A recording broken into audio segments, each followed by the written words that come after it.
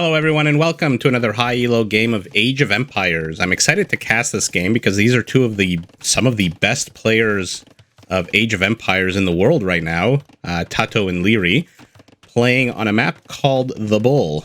And if I zoom out, you'll see exactly why it's called The Bull. Apologies to anyone on a smartphone looking on a small screen, but there you go. You have the shape of a toro, outlined by a number of trees with a couple of openings. We'll take a look at the map in a second. For now, let's take a look at who our players are. They need no introduction, least of all for me. TaToH playing the yellow Turks, and Liereyy playing the blue Byzantines.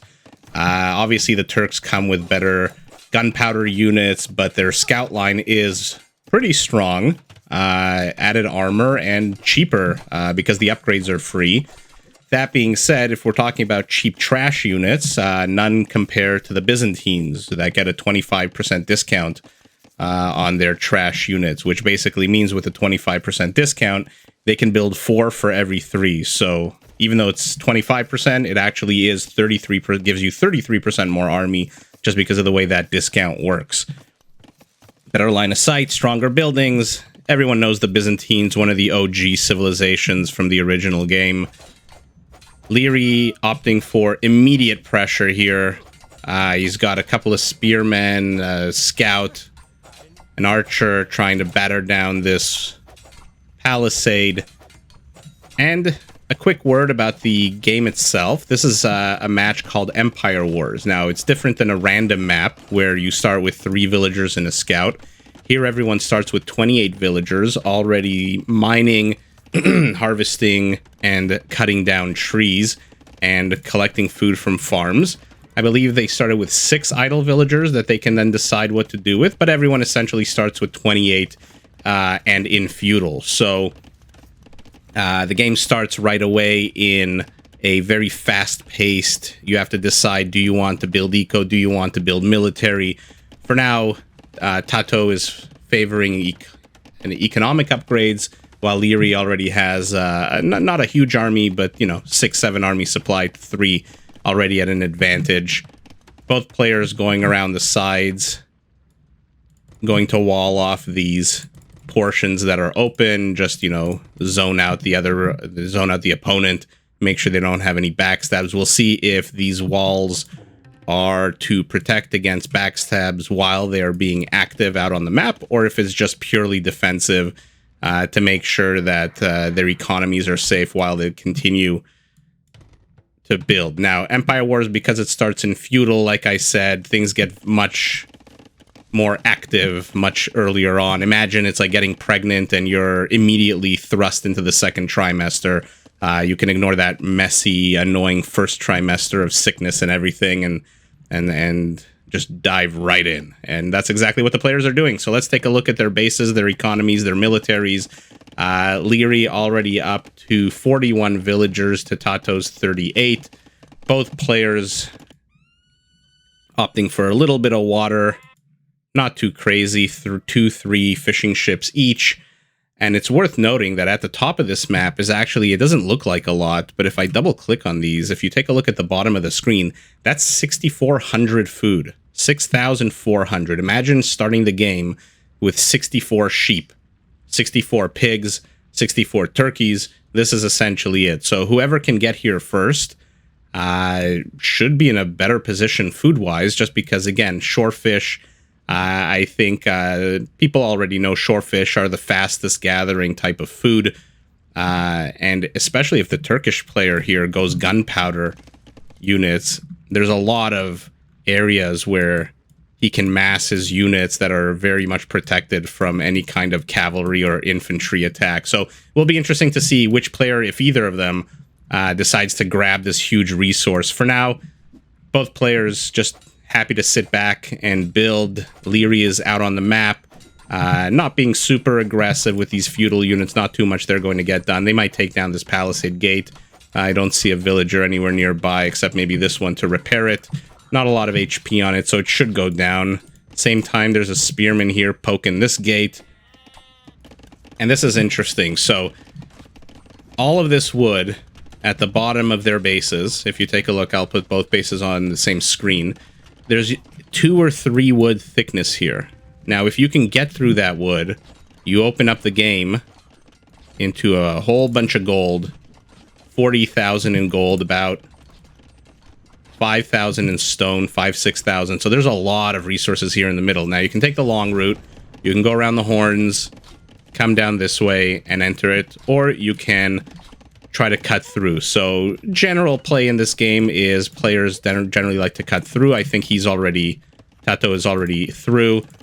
Liereyy is still working on it, although he managed to get his villagers from the bottom.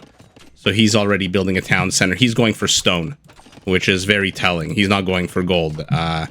We'll see what he decides to do with that. TaToH has put up a defensive tower, and we'll see if that's enough to zone Liereyy away. For now, Liereyy is building camels, pikemen, archers, skirmishers, and knights. He is first to castle. TaToH not far behind. These are 2 amazing players. They're Elos. I mean, I don't even need to put them up. They're just some of the best in the world. So is it really surprising that they're both up to castle, both roughly at the same time? Liereyy with a bit of an advantage, which means he's got a beefier cavalry corps out compared to TaToH, who currently is going for light cavalry. So the Turkish upgrades for light cavalry are free, which is what makes them overall cheaper. You don't have to spend the resources. Defensive castle going down. I think this is open, so I don't know why he's attacking this palisade. He can just go in there. Yeah, it's open. Okay, good walling off by TaToH. And let's see, is he going to try? He's trying to trap them. Oh, he's going to trap them. That being said, this is a palisade wall, so even if he does trap them, I mean, 182 HP, this will take literally 3 seconds to get destroyed. But his castle is halfway up. This should zone Liereyy out of the bottom of this area. Liereyy is taking the top, so there you go. 7 villagers on shorefish. He should start getting food very fast. And let's see what happens here. The Battle of Left Bighorn is over. This castle is going to zone these units away. There's nothing here that can really take on the castle, attack it, do anything to it. Pikemen saying fuck you to this one portion of the wall. Boom. 1 HP at a time. He doesn't care. He's got all the time in the world. We have an archer here unupgraded. Just waiting, maybe trying to see if TaToH is going to take stone. This is just for visual, so you can see immediately when that happens. TaToH thinks better of it, goes back to lumber. Outpost being put down. Liereyy's map vision is fantastic. Let's take a look at what he sees. So he sees the gold here, he sees the stone here, he sees this area.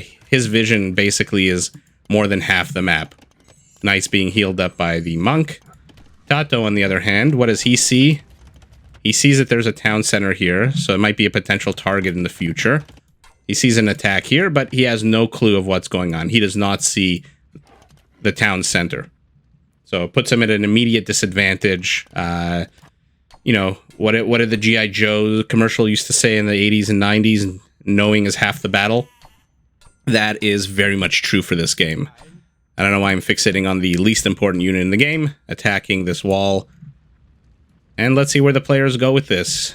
TaToH is coming out with a bit of an expeditionary force, nothing too crazy. What do we have here? 6 Janissaries and a camel and a scout / light cavalry. That's basically on death's door. He's got 2 HP. A strong breeze will kill this light cavalry. And he's starting to pick away the range. The 8 range is fantastic. But where are those knights? There they are. Fully healed. 12 knights, a camel should make very quick work of this Turkish expeditionary force. But like I said, maybe if he can get them into one of these choke points like here or here, while the camels hold them off. But he is not. He is moving to the left. The camels are running. Yeah, Yellow's army is going to disappear in 3, 2, 1, any second now. I mean, the camels are perfect counters to the knights, but in terms of quantity, there's nothing really that TaToH can do here. Wise to retreat. He might get another camel. These Janissaries are super powerful. They pack a punch, but I think their accuracy is 50%, which means they miss half the time.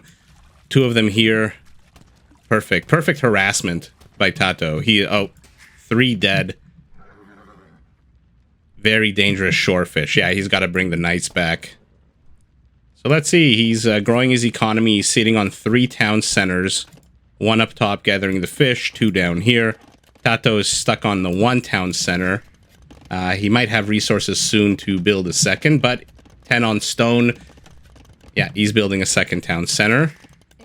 This is a lot of villages on stone, so either he's going to build 5 town centers and try to go crazy boom, or he is going to drop a castle somewhere.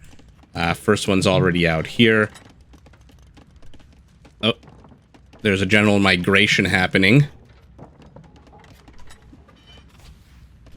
Lierey's units are still up top, getting healed. Oh, but he sees it. He sees it. Why? Because he has map presence. So he reacts immediately. Look at these knights, just immediately clicking them down. And there's a castle going down. Ooh. I mean, tell me what you guys think, but this, in my opinion, not the best location for a castle. Counter castle going down immediately. Maybe not. Maybe not. Yeah, going down immediately. But to be honest, if we take a look at the army, we have 8 camels, 11... Oh, I love these monk snipes. What is he going to get? 1 camel he gets. He's getting the, he's attacking the, he's converting the janissaries. Gets 1, gets 2. Yeah, I don't think Liereyy even needs a castle here. These knights are just going to wipe out everything. And it's, oh, there we go. Game over. Fantastic game here by Liereyy. TaToH, I think, made a mistake by trying to put this castle here. Is this technically a doubt castle if it doesn't go up? I'm not too sure. But maybe he would have been better off putting a more defensive /offensive middle ground castle maybe somewhere here. The problem is blue saw him coming a mile away and reacted immediately. This castle wasn't really necessary. He had 15 knights left over. So overall, a good game. Fantastic macro by Liereyy. I mean, let's look at the numbers just for a second here. 89 villagers to 62. I mean, albeit 9 of them are idle, so active villagers are 80 to 60. Still a 20 villager advantage. And he's producing 4 knights at a time. TaToH is producing nothing, no military. And there you go. The better macro won out at the end of the game. Better macro with map vision. Like I said, let me show one last time. Look at his map vision. I'm going to zoom out. Look at this. He sees almost the entirety of the map, at least the important parts. I mean, there's not really much to see down here. TaToH could have snuck in. It would have taken forever. So Liereyy, perfect positioning. And yeah, just a clinic, a masterclass in macro and map control by Liereyy. Fantastic game by him.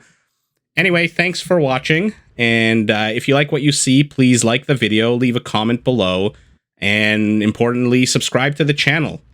Feel free to check out my other videos, which should be on the screen right now.